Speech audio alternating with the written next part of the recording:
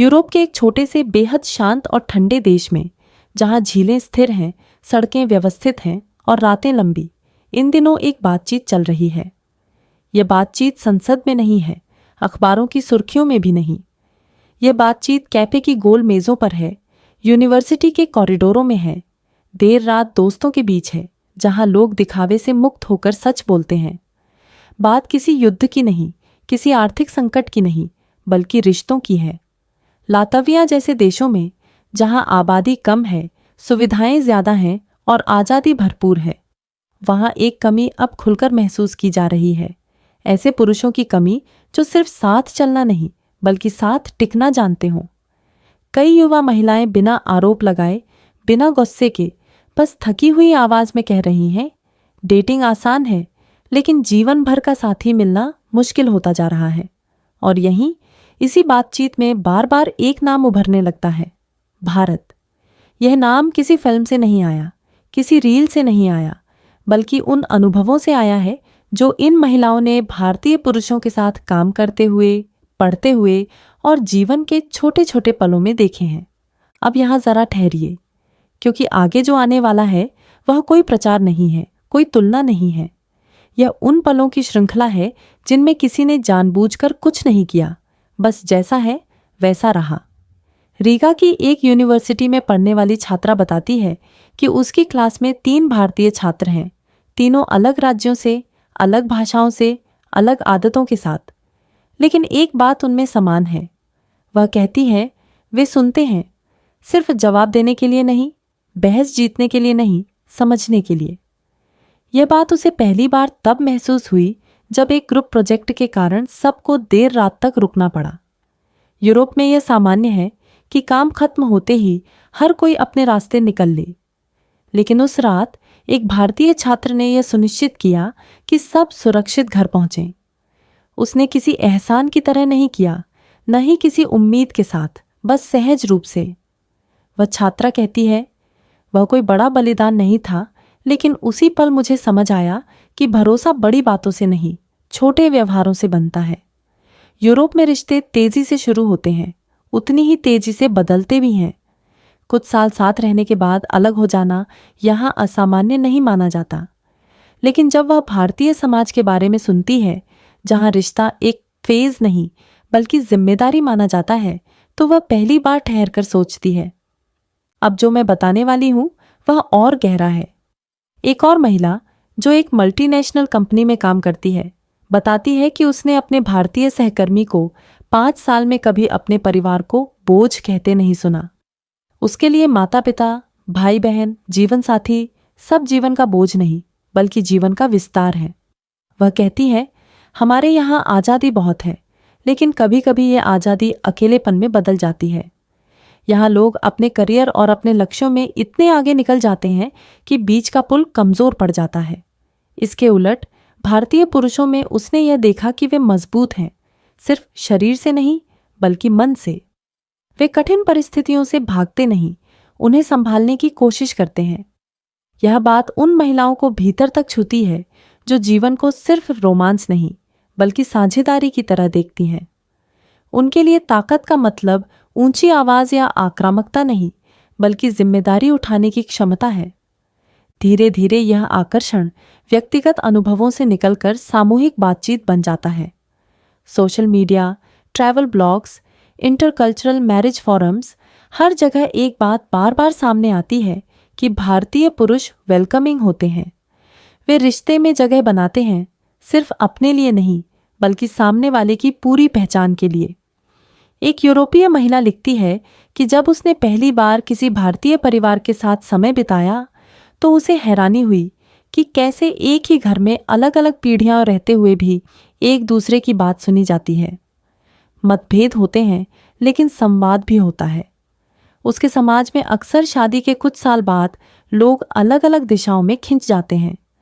यहाँ उसे लगा कि भारतीय पुरुष अकेले नहीं खड़े होते, उनके साथ एक पूरा सामाजिक ढांचा होता है जो रिश्ते को थामे रखता है। ये ढांचा किसी दबाव की तरह नहीं बल्कि सहारे की तरह काम करता है। अब यहाँ एक मोड़ आता है जो बहुतों को सोचने पर मजबूर करता है। यूरोप में तलाक पर बात करना सामान्य है। कई घरों में बच्चे ये मानकर बड़े होते हैं कि अगर रिश्ता काम न करे तो अलग हो जाना ठीक है। ये सोच अपने आप में गलत नहीं है, लेकिन इसके साथ एक अस्थिरता भी आती है, एक यह एहसास कि कुछ भी स्थायी नहीं है। इसके उलट जब ये महिलाएं भारतीय समाज को देखती हैं तो उन्हें लगता है कि वहां रिश्ते को बचाने की कोशिश ज्यादा की जाती है। भारतीय पुरुषों के साथ बातचीत में यह साफ झलकता है कि वे रिश्ते को वर्क इन प्रोग्रेस मानते हैं, कुछ ऐसा जिसे समय, धैर्य और मेहनत से बेहतर बनाया जा सकता है। यह मानसिकता उन महिलाओं को आकर्षित करती है जो भावनात्मक निवेश से डरती नहीं है, जो मुश्किल आने पर भागना नहीं चाहती। और अब वह बात जो शायद सबसे ज्यादा भारतीय पुरुषों को छुएगी। कई यूरोपीय महिलाएं यह खुलकर कहती हैं कि भारतीय पुरुषों के साथ उन्हें खुद को साबित करने की जरूरत कम महसूस होती है। सम्मान सिर्फ शब्दों में नहीं, व्यवहार में दिखता है, छोटे इशारों से लेकर बड़े फैसलों तक। यह किसी नियंत्रण या दबदबे से नहीं, बल्कि साझेदारी की भावना से आता है। वे कहती हैं, हम बराबरी चाहते हैं, लेकिन संवेदनशीलता के साथ। शायद यही वजह है कि भारत अब उनके लिए सिर्फ एक दूर का देश नहीं रहा। वह एक ऐसी सोच का प्रतीक बन गया है जहां मेहनत, धैर्य और रिश्तों की कद्र आज भी जिंदा है। और ठंडी यूरोपीय शामों में बैठी कुछ महिलाएं अब यह सवाल पूछने लगी हैं, क्या स्थायी रिश्ते की तलाश हमें उस देश की ओर खींच रही है जहां पुरुष आज भी साथ निभाने को अपनी ताकत मानते हैं? लातविया, एस्टोनिया, पोलैंड और कुछ दूसरे यूरोपीय देशों में काम करने वाले भारतीय युवकों की संख्या पिछले कुछ वर्षों में बढ़ी है। IT, engineering, research, health care, ये युवक अपने काम में डूबे रहते हैं। ज्यादा बोलते नहीं, ज्यादा दिखते भी नहीं, लेकिन उनकी मौजूदगी धीरे धीरे नोटिस की जाने लगी है। कई यूरोपीय महिलाएं बताती हैं कि भारतीय पुरुषों के साथ काम करते हुए उन्हें पहली बार यह महसूस हुआ कि सम्मान सिर्फ शब्द नहीं, बल्कि रोजमर्रा का व्यवहार होता है। मीटिंग में बात काटना नहीं, सामने वाले की बात पूरी सुनना और असहमति होने पर भी आवाज ऊंची न करना, ये बातें वहां के माहौल में अचानक अलग दिखने लगीं। एक लातवियन महिला जो एक टेक कंपनी में टीम लीड है, बताती है कि उसकी टीम में 2 भारतीय इंजीनियर हैं। वह कहती है, वे सबसे ज्यादा मेहनत करते हैं, लेकिन कभी इसका ढिंढोरा नहीं पीटते। एक बार जब एक प्रोजेक्ट असफल हुआ तो बाकी टीम के लोग एक दूसरे पर दोष डालने लगे, लेकिन एक भारतीय युवक ने बस इतना कहा, गलती मेरी भी थी, अगली बार बेहतर करेंगे। उस एक वाक्य ने पूरे कमरे का माहौल बदल दिया। वह महिला कहती है, उस दिन मुझे लगा कि यही असली परिपक्वता है। बाद में जब बातचीत व्यक्तिगत स्तर पर पहुंची तो उसे पता चला कि वह युवक अपने माता पिता की जिम्मेदारी भी उठाता है, अपने छोटे भाई की पढ़ाई में भी मदद करता है और फिर भी अपने करियर को लेकर स्पष्ट है। उसके लिए यह चौंकाने वाला था, क्योंकि यूरोप में अक्सर लोग या तो करियर चुनते हैं या परिवार, दोनों को साथ संभालने की बात कम सुनाई देती है। अब यहाँ एक और परत खुलती है। कई यूरोपीय महिलाएं यह स्वीकार करती हैं कि उनके समाज में रिश्तों से जुड़ा डर बढ़ गया है। वे कहती हैं कि लोग प्यार तो चाहते हैं, लेकिन जिम्मेदारी से डरते हैं। शादी के कुछ साल बाद तलाक को नॉर्मल मान लिया गया है। बच्चे अलग अलग घरों में पलते हैं। यह सब व्यवस्था का हिस्सा बन चुका है। इसके उलट जब वे भारतीय पुरुषों से बात करती हैं तो उन्हें लगता है कि वहां रिश्ता अभी भी एक निर्णय है, एक ऐसा निर्णय जिसे हल्के में नहीं लिया जाता। भारतीय पुरुष यह मानते हैं कि शादी सिर्फ 2 लोगों की नहीं, बल्कि 2 परिवारों की साझेदारी है। कुछ महिलाओं के लिए यह विचार भारी लगता है, लेकिन कई महिलाओं के लिए यही बात आकर्षण बन जाती है। वे कहती हैं, कम से कम यहाँ कोई अकेला तो नहीं छोड़ा जाता। एक दिलचस्प मोड़ तब आता है जब बात शारीरिक बनावट और पुरुषत्व की होती है। यूरोप में पुरुषत्व को अक्सर आक्रामकता या भावनात्मक दूरी से जोड़ा जाता है। इसके उलट भारतीय पुरुषों की छवि इन महिलाओं के लिए अलग बन रही है। मजबूत शरीर लेकिन नरम व्यवहार, मेहनती दिनचर्या लेकिन भावनात्मक उपलब्धता। एक महिला बताती है कि उसने पहली बार किसी भारतीय पुरुष को रोते हुए देखा जब वह अपने पिता की बीमारी की बात कर रहा था। वह कहती है, उस पल मुझे एहसास हुआ कि ताकत का मतलब भावनाओं को दबाना नहीं, बल्कि उन्हें स्वीकार करना है। यह अनुभव उसके लिए बहुत नया था, क्योंकि उसके समाज में पुरुषों से अपेक्षा की जाती है कि वे सब कुछ अकेले संभालें और कभी कमजोर न दिखें। धीरे धीरे यह सब सिर्फ अनुभव नहीं रह जाता, बल्कि फैसलों में बदलने लगता है। कुछ यूरोपीय महिलाएं भारत आने लगी हैं, किसी शादी में, किसी दोस्त के निमंत्रण पर, या सिर्फ यह देखने के लिए कि वह समाज कैसा है जिसके बारे में वे इतना सुन रही हैं। वे बताती हैं कि भारत में उन्हें जो सबसे अलग लगा वह था अपनापन। ट्रेन में, बाजार में, छोटे कस्बों में लोग सवाल पूछते हैं, मदद करते हैं और बिना जाने भी साथ खड़े हो जाते हैं। यह अनुभव उन्हें यह सोचने पर मजबूर करता है कि शायद रिश्तों की स्थिरता सिर्फ कानून या सिस्टम से नहीं, बल्कि सामाजिक सोच से आती है। और इसी सोच में उन्हें भारतीय पुरुषों की भूमिका साफ दिखने लगती है, एक ऐसे व्यक्ति के रूप में जो सिर्फ अपने लिए नहीं, बल्कि अपने लोगों के लिए जीता है। अब यहाँ कहानी एक और दिशा लेती है। कुछ महिलाओं के माता पिता, जो शुरुआत में इन विचारों को लेकर संशय में थे, धीरे धीरे सवाल पूछने लगे हैं। भारतीय पुरुष कैसे होते हैं?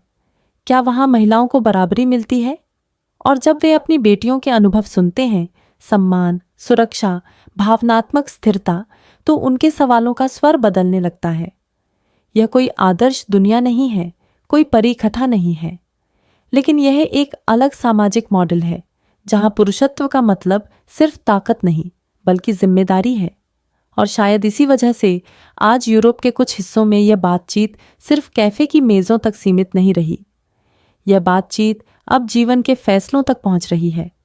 यह हिस्सा यहीं खत्म नहीं होता, क्योंकि आगे की कहानी में ऐसे उदाहरण आएंगे जहां ये अनुभव सिर्फ शब्द नहीं रहते, बल्कि रिश्तों में बदलते दिखाई देते हैं। ऐसे रिश्ते जो दो अलग संस्कृतियों को जोड़ते हैं और यह सवाल छोड़ जाते हैं कि असली आधुनिकता क्या है, अकेले आगे बढ़ जाना या साथ चलने की ताकत रखना। यूरोप की कई युवा महिलाएं यह स्वीकार करने लगी हैं कि वे अब रिश्ते को पहले की तरह ट्रायल पीरियड नहीं मान पाती। वे कहती हैं कि उनके आसपास सब कुछ तेज है, काम, दोस्ती, शहर, लेकिन रिश्तों में ठहराव नहीं है। इसी ठहराव की तलाश में जब वे भारतीय पुरुषों को देखती हैं, तो उन्हें एक अलग तरह की स्थिरता नजर आती है। यह स्थिरता कोई जकड़न नहीं, बल्कि भरोसे का एहसास देती है। वे महसूस करती हैं कि यहाँ कोई चीज टूटे तो उसे जोड़ने की कोशिश पहले होती है, छोड़ने की नहीं। एक लातवियन मनोवैज्ञानिक जो रिश्तों पर रिसर्च कर रही हैं, बताती हैं कि उनके पास आने वाली कई युवा महिलाएं अब एक ही सवाल पूछती हैं, क्या ऐसा साथी मिल सकता है जो भागे नहीं? वह बताती हैं कि इन बातचीतों में भारतीय पुरुषों का जिक्र अपने आप आने लगता है। कारण कोई एक घटना नहीं, बल्कि एक पैटर्न है। भारतीय पुरुषों के साथ उनके मरीजों के अनुभव बताते हैं कि वहां कमिटमेंट शब्द से डर नहीं है। वे भविष्य की बात करने से बचते नहीं। वे कहते हैं, काम, परिवार, जिम्मेदारियां सब एक साथ चलेंगी। ये सुनकर कुछ महिलाएं घबरा भी जाती हैं, लेकिन कई महिलाओं को इसमें राहत मिलती है। उन्हें लगता है कि कम से कम सामने वाला साफ है, अस्पष्ट नहीं। अब यहाँ एक और गहरी परत खुलती है, संघर्ष की। यूरोप में बहुत से रिश्ते तब टूटते हैं जब मुश्किलें आती हैं, करियर में रुकावट, मानसिक तनाव, आर्थिक दबाव। भारतीय पुरुषों के साथ अनुभव साझा करने वाली महिलाएं बताती हैं कि उन्होंने उनमें संघर्ष से भागने की प्रवृत्ति नहीं देखी। एक महिला बताती है कि जब उसके भारतीय साथी की नौकरी अस्थिर दौर से गुजर रही थी, तब भी उसने रिश्ते को बोझ नहीं बनने दिया। वह कहती है, उसने कहा, हम मिलकर निकाल लेंगे। ये हम शब्द उसके लिए बहुत नया था। उसके समाज में अक्सर मैं ज्यादा सुना जाता है। मैं क्या चाहता हूं, मैं क्या महसूस करता हूं। यहां पहली बार उसे लगा कि कोई उसके साथ मिलकर रास्ता देखने को तैयार है। धीरे धीरे यह सोच सिर्फ व्यक्तिगत अनुभव नहीं रहती, बल्कि सामाजिक बातचीत का हिस्सा बन जाती है। यूनिवर्सिटी के सेमिनारों में इंटरकल्चरल रिलेशनशिप पर होने वाली चर्चाओं में भारत का उदाहरण एक ऐसे समाज के रूप में दिया जाने लगता है जहां परिवार अभी भी रिश्तों को थामने की भूमिका निभाता है। कुछ लोग इसे पिछड़ापन कह सकते हैं, लेकिन कई महिलाओं के लिए यह एक सुरक्षा जाल जैसा लगता है। वे कहती हैं कि यूरोप में सब कुछ व्यक्ति केंद्रित है। यह आज़ादी देता है, लेकिन साथ ही अकेलेपन का जोखिम भी बढ़ाता है। भारतीय मॉडल उन्हें यह दिखाता है कि व्यक्ति की आज़ादी और सामूहिक सहारा साथ साथ चल सकते हैं। यहाँ एक और दिलचस्प बात सामने आती है, भारतीय पुरुषों की भावनात्मक भाषा। कई यूरोपीय महिलाएं बताती हैं कि वे पहली बार किसी पुरुष को अपनी भावनाओं के बारे में खुलकर बात करते देख रही हैं, बिना शर्म, बिना आक्रामकता। एक महिला बताती है कि उसका भारतीय साथी अपने डर, अपनी असुरक्षाओं और अपनी उम्मीदों के बारे में बात करता था। वह कहती है, यह किसी थेरेपी से कम नहीं था। उसके लिए यह नया था, क्योंकि उसके समाज में पुरुषों से अपेक्षा की जाती है कि वे मजबूत दिखें, चाहे भीतर कुछ भी चल रहा हो। यहाँ उसे लगा कि मजबूती का मतलब ईमानदारी भी हो सकता है। अब इस सच्चाई में एक ऐसा मोड़ आता है जो भारतीय पुरुषों के लिए खास मायने रखता है। कई यूरोपीय महिलाएं ये कहने लगी हैं कि उन्हें भारतीय पुरुषों के साथ रिश्ते में मान महसूस होता है। यह मान किसी आदर्शीकरण से नहीं, बल्कि रोजमर्रा के व्यवहार से आता है। समय पर फोन करना, बातों को याद रखना, परिवार के बारे में पूछना और जरूरत पड़ने पर मौजूद रहना। ये सब सुनने में साधारण लगता है, लेकिन जब किसी समाज में यह धीरे धीरे कम होता जा रहा हो, तब यही बातें असाधारण बन जाती हैं। वे कहती हैं कि भारतीय पुरुषों के साथ उन्हें यह डर कम लगता है कि कल सब कुछ बदल जाएगा। इस सोच का असर अब फैसलों में दिखने लगा है। कुछ महिलाएं लंबी दूरी के रिश्तों के लिए तैयार हो रही हैं। कुछ भारतीय संस्कृति सीखने लगी हैं, भाषा, त्योहार, पारिवारिक रीति रिवाज, ताकि वे उस दुनिया को बेहतर समझ सकें जिससे वे जुड़ना चाहती हैं। ये कोई त्याग की कहानी नहीं है, बल्कि समझ और अनुकूलन की कहानी है। वे कहती हैं कि अगर दो लोग साथ चलना चाहते हैं तो संस्कृति दीवार नहीं बनती, पुल बन जाती है। और यहीं पर सच्चाई एक बड़ा सवाल छोड़ती है। क्या आधुनिकता का मतलब सिर्फ व्यक्तिगत स्वतंत्रता है, या वह क्षमता भी कि हम किसी के साथ जिम्मेदारी बांट सकें? क्या ताकत का मतलब अकेले खड़े रहना है, या किसी के साथ मिलकर गिरने उठने की हिम्मत रखना? यूरोप की इन महिलाओं के अनुभव किसी निष्कर्ष का दावा नहीं करते, लेकिन वे एक दिशा जरूर दिखाते हैं। वे दिखाते हैं कि भारतीय पुरुषों की वह खामोश ताकत जो मेहनत, धैर्य और रिश्तों के सम्मान से बनी है, अब सीमाओं के पार भी महसूस की जा रही है। यूरोप की कुछ महिलाएं अब यह स्वीकार करने लगी हैं कि उनके लिए भारतीय पुरुष सिर्फ एक अलग संस्कृति के प्रतिनिधि नहीं रहे, बल्कि एक वैकल्पिक भविष्य की संभावना बन गए हैं। यह भविष्य किसी फिल्मी कल्पना जैसा नहीं है, न रंगीन, न आदर्श, बल्कि व्यावहारिक है, जमीन से जुड़ा हुआ। वे कहती हैं कि भारतीय पुरुषों के साथ उन्होंने पहली बार यह महसूस किया कि रिश्ता सिर्फ भावनाओं का उतार चढ़ाव नहीं, बल्कि रोजमर्रा की जिम्मेदारियों का साझा बोझ भी है।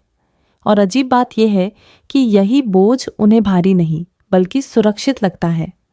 उन्हें लगता है कि यहाँ कोई अकेले लड़ने के लिए नहीं छोड़ा जाता।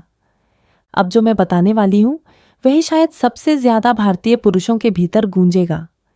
कई यूरोपीय महिलाएं यह मानने लगी हैं कि उन्होंने भारतीय पुरुषों में एक ऐसी मर्दानगी देखी है जो शोर नहीं करती। यह मर्दानगी किसी ऊंची आवाज, किसी अधिकार जताने या किसी भावनात्मक दूरी से नहीं आती।